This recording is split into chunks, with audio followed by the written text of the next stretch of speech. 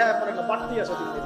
এটা না কমানো গেলে এবং আইনের সুশাসন নিশ্চিত করা না গেলে ধর্ষণ কমবে না, জেনা কমবে না, ইফতিজিংও কমবে না, মেয়েদের অধিকার আদায় করা সম্ভব হবে না। এটা আমার মত।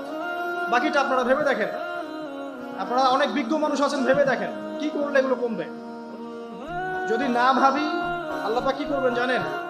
একটা হাদিস বলি না, জাইনাব বিনতে জাহাশ রাদিয়াল্লাহু আনহা তিনি বলছেন, ইয়া রাসূলুল্লাহ সাল্লাল্লাহু আলাইহি ওয়াসাল্লাম আনুহলিকু ওয়া ফিনা সালিহুন, আমাদের মধ্যে সৎ লোক থাকা অবস্থাতেও কি আমরা ধ্বংস হয়ে যাব? আমাদের মধ্যে সৎ যে অনেক ব্যক্তি আছে তারা থাকলেও কি আমরা ধ্বংস হয়ে যাব? নবীজি বলছেন, নাম, হ্যাঁ তোমরা ধ্বংস হবে।